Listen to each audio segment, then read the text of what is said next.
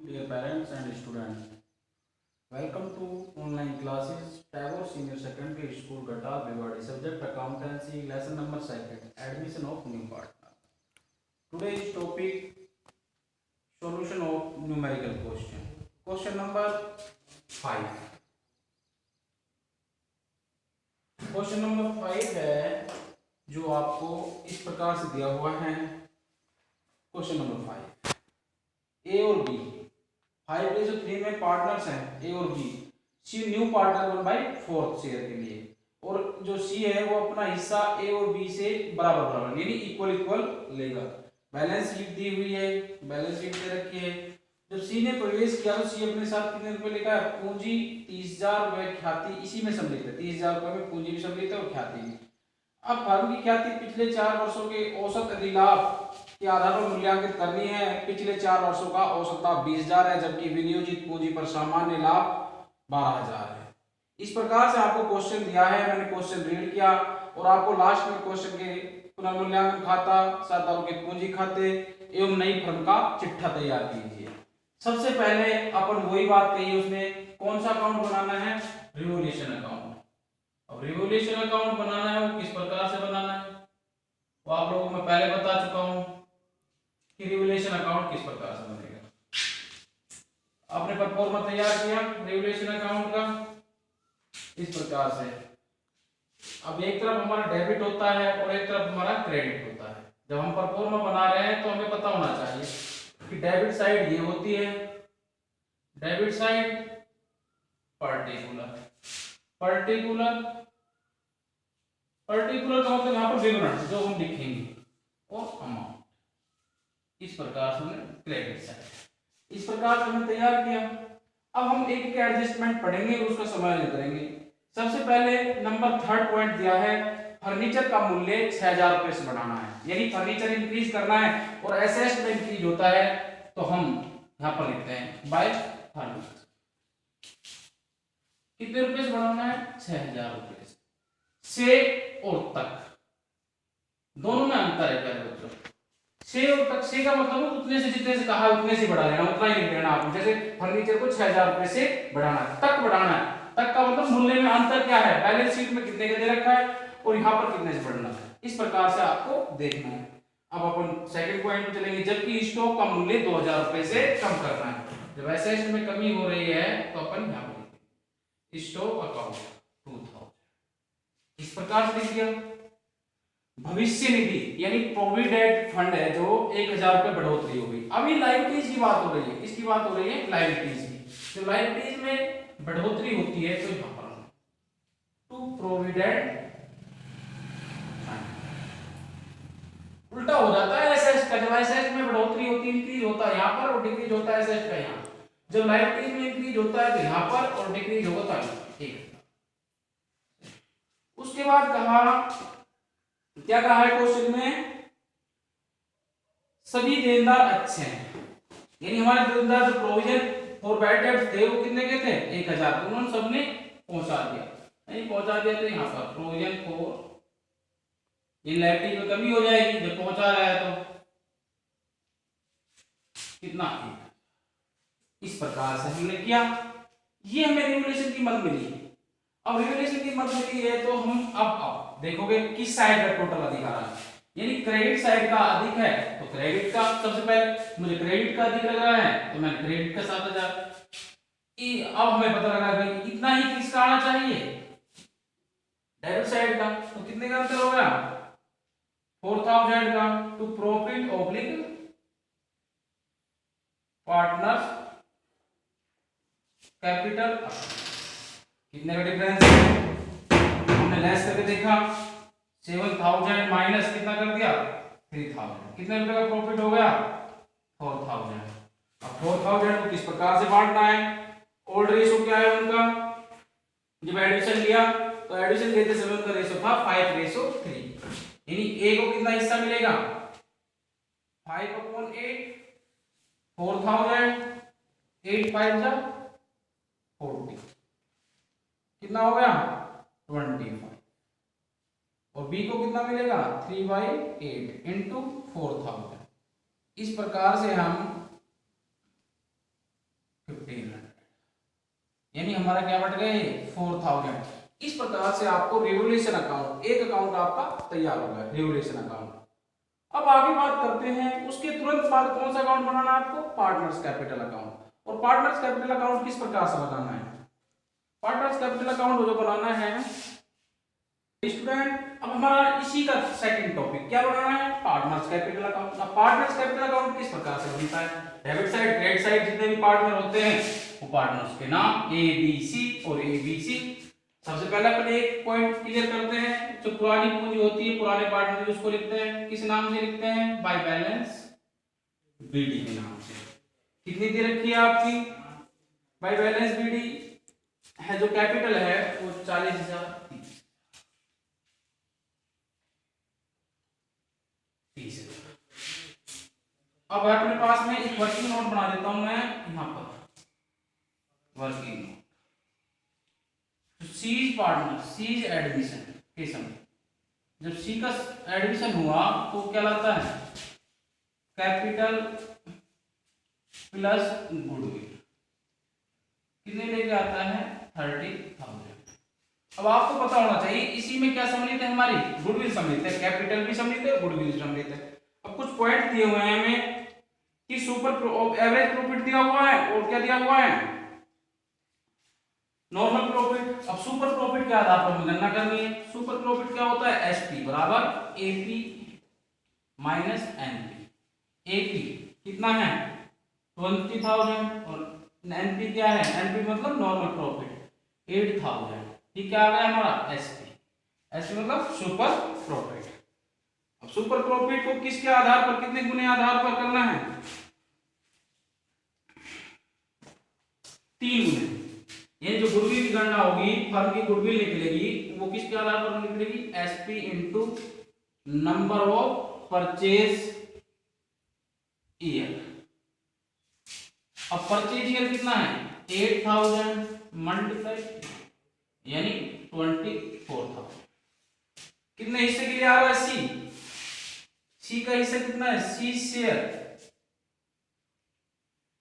1/4, कितने हिस्से के लिए 1/4 के लिए। और फर्म की गुडविल कितनी है पूरी 24,000।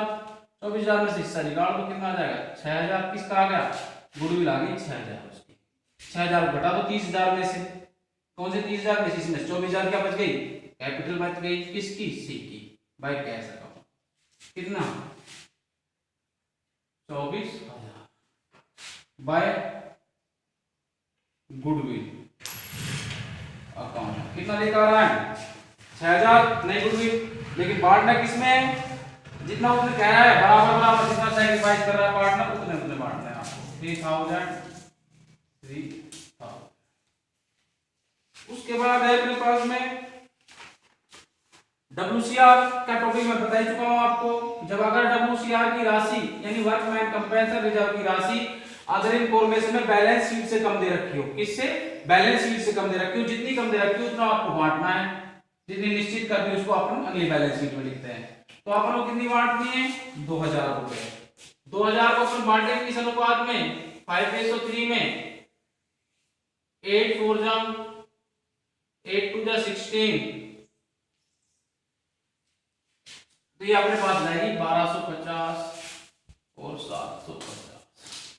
उसके बाद अपना भाई रिवोल्यूशन, रिवोल्यूशन यहां पर क्यों लिखा, क्योंकि क्या हुआ है, प्रॉफिट हुआ है। कितना कितना आया था अपने पास में, रिवोल्यूशन में कितना कितना आया था 2,500 और 1,500। उसके बाद क्या है हमारे पास में, एम्प्लॉय प्रोविडेंट फंड बढ़ता नहीं है,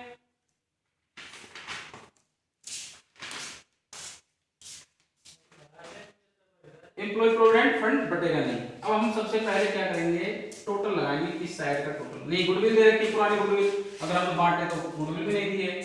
अब हम तो ये देखते हैं किस साइड का टोटल अधिक है। सबसे हमने देखा, हम देख रहे हैं 40,000 3,000 कितना हो गया 43 44 45 46 46,750। ये कितना हो गया 34 34, 35, 35, 250 और 20। इस प्रकार से हमने लगाया।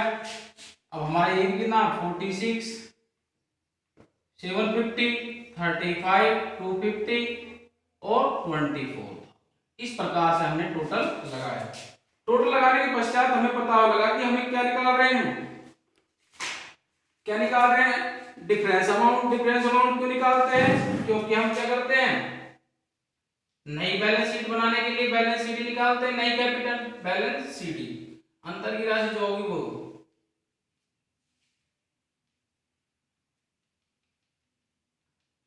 24,000। इस प्रकार से हमने पार्टनर्स कैपिटल में इस प्रकार से हमने इसको कर दिया। पार्टनर्स कैपिटल में कई बार बता चुका हूं आप लोगों को क्यों बनाया जाता है कि फर्म की न्यू कैपिटल ज्ञात करने के लिए। जब हम बैलेंस शीट नहीं बनाएंगे तो फर्म की न्यू कैपिटल ज्ञात करेंगे। इस प्रकार से हमने पार्टनर्स कैपिटल को बनाया। अब हम नेक्स्ट की बात करते हैं। क्वेश्चन नंबर थर्ड पॉइंट दिया हुआ है। क्वेश्चन में थर्ड पॉइंट क्या बनाना है, बैलेंस शीट। अब अपन बना रिवोल्यूशन अकाउंट, उसके बाद पार्टनर्स कैपिटल अकाउंट, उसके बाद बैलेंस शीट। और बैलेंस शीट को किस प्रकार से शो करना है, अपनी पुरानी बैलेंस शीट के अकॉर्डिंग करना है। अब सबसे पहले हमारी पुरानी बैलेंस शीट को हम देख रहे हैं। मशीन क्या दी हुई है, मशीन दी हुई है। मशीन के मूल्य में इंक्रीज और डिक्रीज हुआ है क्या आपके क्वेश्चन में? अगर इंक्रीज हुआ है तो जुड़ेगा और डिक्रीज हुआ है तो लेस हो जाएगा। मशीन के मूल्य में कोई इंक्रीज नहीं है तो ऐसे कैसे मूल्य लिख दिया हमने मशीन का, कोई दिक्कत नहीं है। फर्नीचर, फर्नीचर के बारे में इंफॉर्मेशन में कहा था, क्या कहा था भाई 20,000 है और कितने से बढ़ गई फर्नीचर का मूल्य, कितना बढ़ा था हमारा 6,000। 6,000 कितना हो गया 26,000, कितना हो गया 26। उसके बाद स्टॉक की बात आई थी। स्टॉक के बारे में लिखा था, क्या लिखा था स्टॉक के बारे में? स्टॉक कितने का दे रखा बैलेंस शीट में 15,000 का। कितना कम हुआ था स्टॉक 2,000 से, कितना हो गया 13,000। इस प्रकार से अपन बैलेंस शीट के आधार डेटास, डेटास में कोई परिवर्तन नहीं है। डेटास कितने का है 15,000, 15,000 का है। उसके बाद बैंक का बैलेंस दिया हुआ है। बैंक कितना है 7,000। एक व्यक्ति जो कैश लेके आ रहा है, क्या लेके आ रहा है कैश, जो साझेदार फर्म में सब लेके 24,000 रुपए क्या लेके आता है कैपिटल लेके आता है और 6,000 रुपए क्या लेके आता है गुडविल 30,000। इस प्रकार से हमने इसका मेंटेन किया। अब हम आते हैं राइटिंग शब्द। सबसे पहले हम कैपिटल की बात कर लेते हैं। कैपिटल हमारी है जो ए की कितनी आई है 46,750। बी की कितनी आई है 35,250 और सी की कितनी आई है 24,000। इस प्रकार से हम 0 0 0 6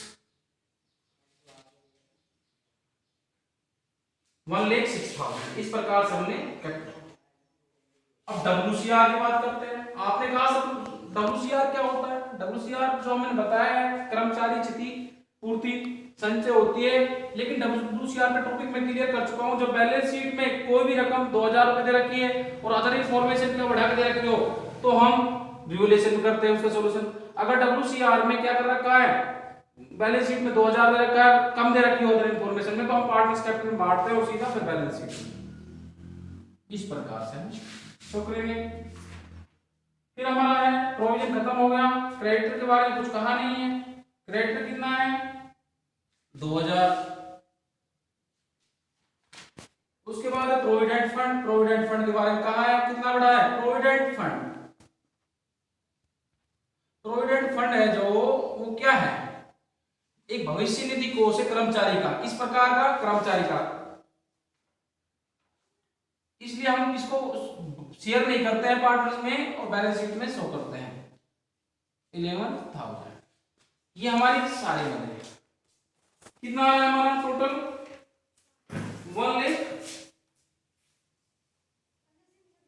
1,21,000। इसका कितना आना चाहिए भाई बराबर आएगा तभी हमारा क्वेश्चन सही होगा। अपन देख लेते हैं बराबर है कि नहीं है। 60 75 7 82 95 26 1 लाख। इस प्रकार से हमने ये बैलेंस शीट कंप्लीट हुई। बैलेंस शीट जब हमारा क्वेश्चन कब सही होगा, जब हमारा क्या हो जाएगा, बैलेंस शीट का मूल्य बराबर बराबर आएगा दोनों साइड होगा, एसेट्स का भी और लायबिलिटीज का भी। इस प्रकार के क्वेश्चन आपके बोर्ड में पूछे जाते हैं। बड़े क्वेश्चन आते हैं 2 + 2 यानी 6 नंबर का क्वेश्चन आता है बड़ा पेपर के अंदर। 6 नंबर का क्वेश्चन आता है, आपको एक पार्ट के नंबर मिलते हैं। इस प्रकार से आपको एक क्वेश्चन सॉल्यूशन करने हैं। इसके अकॉर्डिंग जो भी आपको नोटबुक में क्वेश्चन दे रखे, question number second, lesson number second में जो भी क्वेश्चन दे रखे, ये मैंने क्वेश्चन करवाए हैं, जो 3 क्वेश्चन के अकॉर्डिंग कोई क्वेश्चन दे रखा है तो आपको अपनी रफ कॉपी में करना है सबसे पहले, फिर आपको नोटबुक में करना है। अब हम जब भी पढ़ेंगे तो एक न्यू टॉपिक पढ़ेंगे और वो पढ़ेंगे एडजस्टेड कैपिटल, पूंजी का समायोजन, किस प्रकार से किया जाता है पूंजी का समायोजन। ठीक है।